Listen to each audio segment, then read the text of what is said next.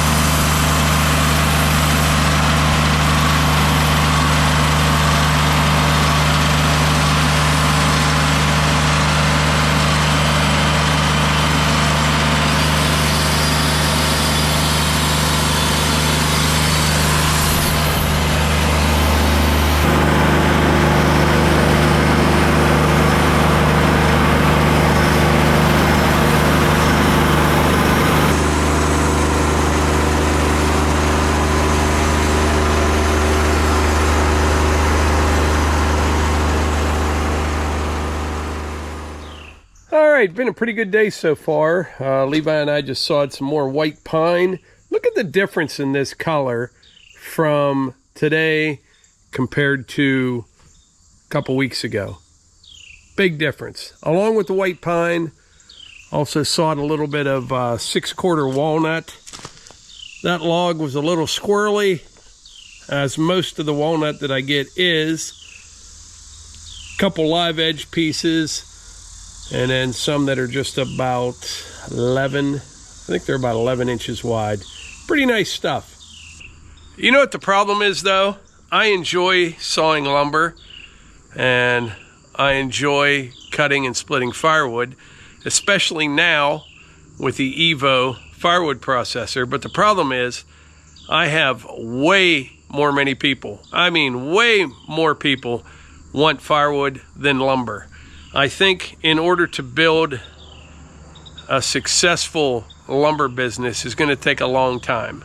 It is. Right now, I still consider it more of a hobby than a business. The sawmill. The firewood is definitely a business. We sell a lot of firewood. But over time, like anything else, if you provide a good product that's well taken care of, I will build a customer base on the lumber as well. It's just a lot slower than the firewood is. Just the way it is around here.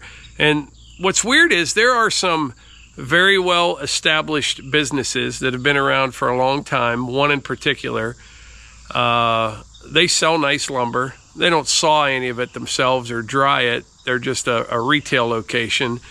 And people will buy lumber there for literally 3 times as much as they could buy from a smaller operation. But they built a good business. You commend them for that. And they built that customer base over years. So it's a hard one to crack into, at least around here it is.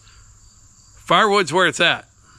I'll tell you what, that was a good catch right there. I had a blade for the sawmill sitting right here on top of my Diamondback bed cover, and I just took it off. I need to do a blade change. By the way, that's something worth showing you. Hold on. So this sawmill, Woodmizer LT50, when you're sawing with this thing, a lot of times you can kind of tell when your blade is getting dull. You'll hit some knots, you might get a little bit wavy, especially in that pine. But with that big diesel on there, it's hard to tell. Like my old mill with the gas motor, the LX150, you could tell it was just slowing down, and you could tell the blade was getting dull. It's not as easy, at least for me, because this has so much power. Now, when I'm sawing like white pine, for example, I run my gauge or my display on the mill just showing engine load, okay? And if I'm running pretty fast through the white pine, the engine load's only about 35%. If I'm into some good like white oak or something like that and I'm plowing through it, saw seems to run real comfortable at about 45%, okay? But one way that you can tell the blade's getting dull, or starting to, is you'll start getting more stringies. See these right here? They come right off, no big deal. Especially in the softwoods. That is where the blade is exiting your cut. You'll get more stringies as your blade starts to dull. I thought I was going to change that blade before I started on that walnut, but it was still cutting pretty good. I may even do one more before we switch it out. We'll see. Yeah, I think that's what I'll do. I'll saw another walnut with this blade, because the most metal that I get in wood is in walnut for sure. And there's nothing worse than putting a new blade on and whacking a hunk of metal somewhere in it. But anyway, right now, it's almost lunchtime. I think Melissa and I are going to go out to lunch. But this should be about a 20 log day. And what that means is we'll saw probably 5 on the sawmill and 15 on the Evo firewood processor. That's the way I look at it. We've got hundreds and hundreds of logs down here, but if you knock out 20 or 25 logs in a day, that pile's going to get smaller eventually. All right, so Melissa and I are going to go to lunch. That's a nice blouse you have on there. Thank you. It's really nice. Blouse. So we went to the farm show last night. We did. Took Ty and Thea. And then we got home late from that. And then by the time you get home and start doing stuff, it was midnight before we went to bed. And we were... It was fun. We had a lot of fun. The kids loved it. It wasn't super hot, but it was packed. It was packed. We wanted to get in and see the tractor pulls. Oh, yeah. And it was just packed with people. Mm-hmm. And you couldn't even... I mean, you could see them from a distance, but it was crazy. Yeah. But what we learned is we're getting old. I know. We can't. We were wiped out. We can't run like we used to. Ty and Thea, they were like non-stop chasing them around up there, and they listened. They behaved really well, but like it's just... Oh, yeah. It was a fun time, but... But that was a long day. We start our day like 5:30, 6 in the morning, and to get home at almost 11 at night, we were done. Right. Ready for a nap. Oh, that's what we need to do. Midday naps. Bring it back. Bring it back. The appetizers. All right, let's go get some lunch. Okay. Earlier, I mentioned that today's video was sponsored by Groons. Now, there's 3 reasons that I take Groons. Number 1 is the health benefits. That's a big one. Number 2 is convenience. And number 3, they taste great. Groons are a convenient, comprehensive formula packed into a snack pack. All you need is 1 pack a day. Now, this isn't a multivitamin or a greens gummy or a prebiotic. It's actually all of those things and then some at a fraction of the cost, and it tastes great. Now, with generic multivitamins, they only contain around 7 to 9 different vitamins. With Groons, there's over 20 different vitamins and minerals. Now, with Groons, you get to eat the full snack pack each day because they can't fit all those nutrients into a single gummy. They also come in low sugar or sugar-free. We chose the sugar-free, and they are delicious. Groons is methylated, which means their vitamins like B12 and folate can actually be absorbed by your body. Groons can help with gut health, energy, immunity, recovery, cognition benefits, and more. Get up to 52% off. Just click the link in the description. All right, so Melissa and I got back from lunch. I'm headed back down to the Woodyard, but I never finished the story that I started before I left. I had that saw blade on the back of my Diamondback bed cover, and I said that was a good catch. I say that because a couple weeks ago, I was down here at the Woodyard, and I had a blade on the back of the truck there, and I thought I was going to have to change it, but I didn't have to change it. Well, Hunter came down to the Woodyard, wanted to go somewhere. He gets in the truck, and we drove about 5 miles. And I get Hunter a little something, and I walk out of the place, and that blade is just sitting on the Diamondback bed cover. So I just opened up my tailgate, put it away, kind of like that was my plan all along, although it was not. But it does sit pretty good on there. It stayed there the whole time. Good thing.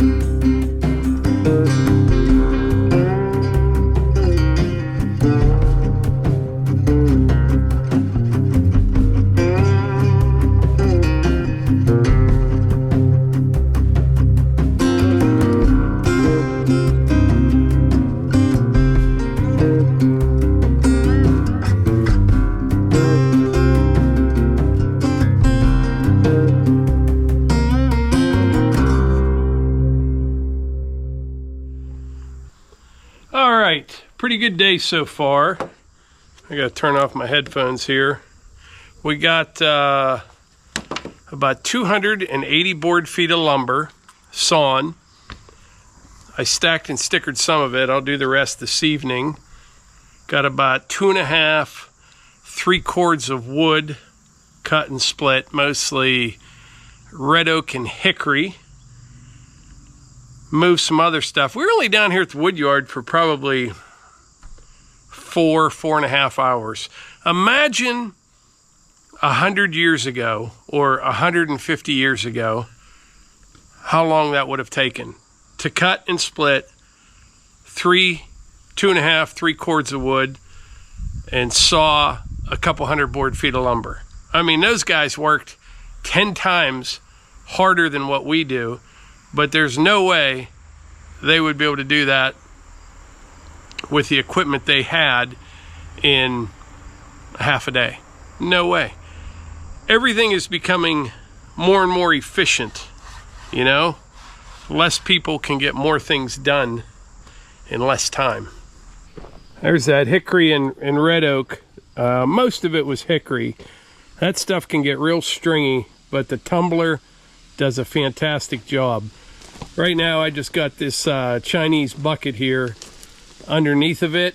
I have a good idea for a great solution for this, and we will implement that plan when this all gets moved to its permanent home. But there are so many comments. I can never understand why. Nothing wrong with it. I just can't figure out. Always a lot of comments about like this waste or the sawdust. There's more talk about that in the comments section than the actual products that you produce to sell. I don't know why.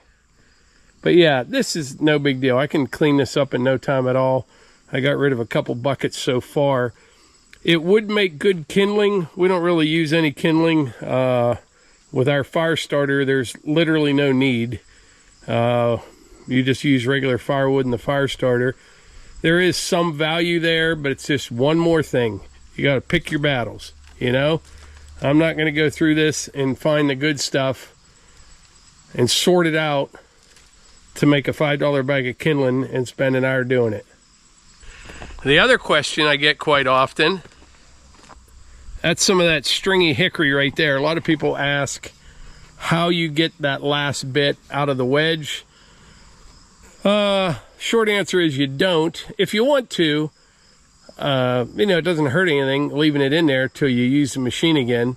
But if I want to clean it out, say I'm going to change wedges, I always make sure I finish up with some red oak. It splits super nice and super clean.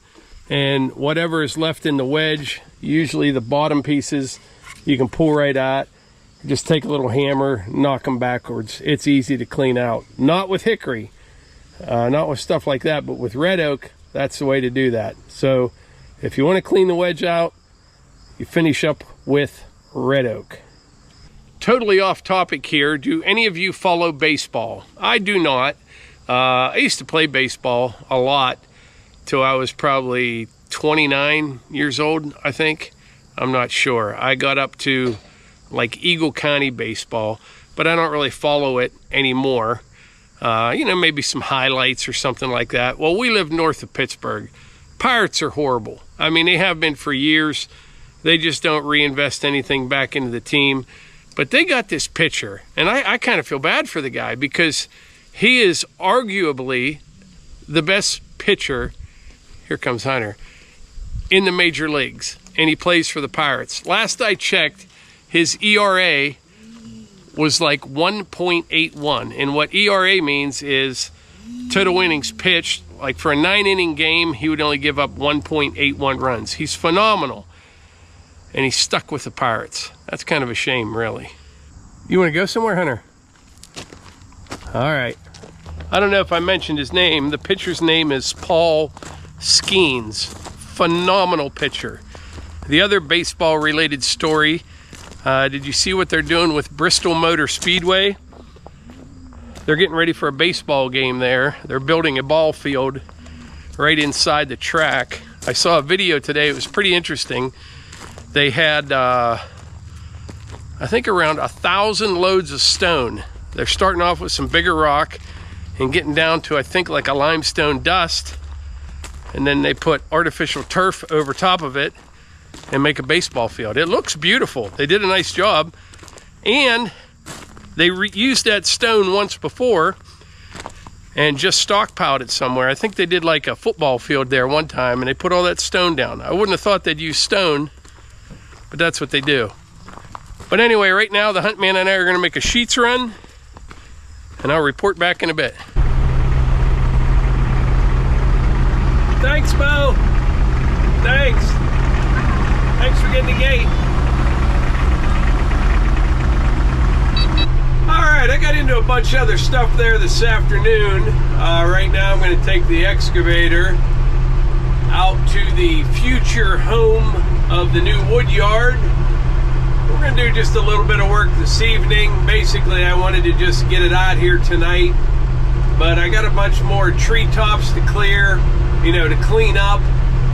I'll pile those up and we'll get ready to mow everything with the mini skid and the brush cutter.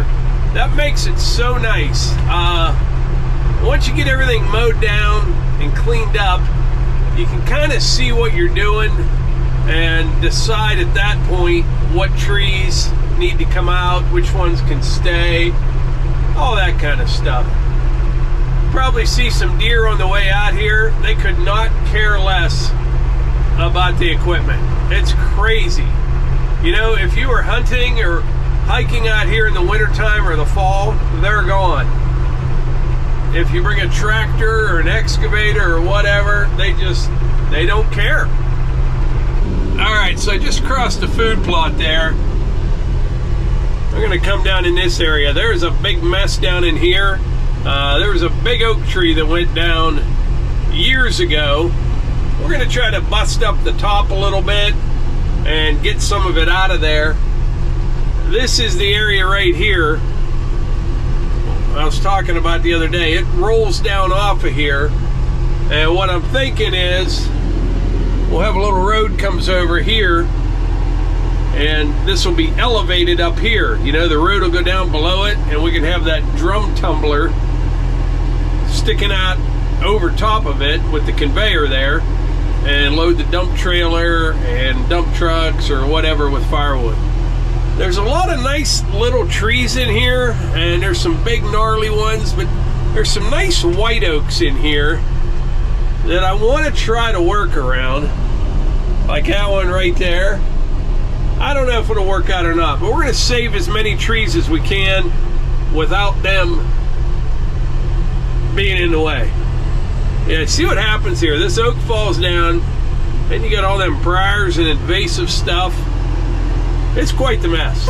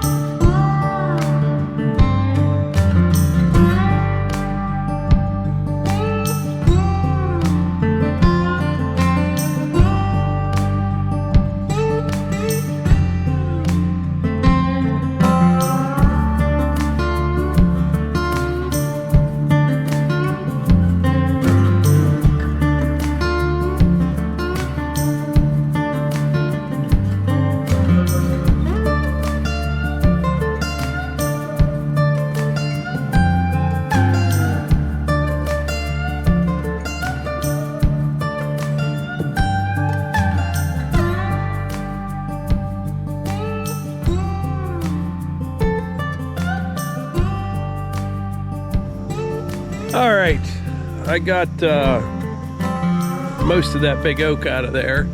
That one's been down for years. I got one big pile right here, and then I got another pile down there. I got another big oak that's down over there. But what I'll do, I'll make, you know, 4 or 5 piles, and then when I find the spot that I want to burn, I'll bring the big skid loader out with a grapple, and I can carry all these piles. I prefer mowing as much as I can, because when you pull that invasive stuff out of there and you put it in a pile, you're picking up some dirt, you know. But with that mower on the mini skid, this all just gets mulched up and kind of disappears, you know.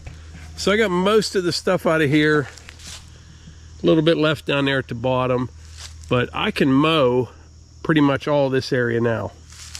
I'll do that tomorrow morning. And I would say if I devoted one full day to this out here, I don't know if I can or not, I can have everything mowed up and cleaned up, and then kind of lay out the new Woodyard and go from there. It's crazy what this looks like just since the other day. Looks like a park. Sometime in the next couple of days, I should be getting a price back for the building here. It's going to be basically 46 by 60. So the main pavilion will be 36 by 60, and then on one side we'll have a 10 by 60 lean-to. And Levi had a really good idea. This one, we will definitely put gutters on it. That's a lot of roof. And we'll get a big cistern tank, and we'll collect the rainwater. That way, you know, at some point we'd like to plant some fruit trees out here, maybe have some animals. You need water. So we'll get a real big cistern tank, and with that big roof and as much rain as we get, we'll fill that thing up in no time. And we're going to put lights in this as well. We're not running power out here, but I will use one of those jackeries out here to light everything up at night if need be.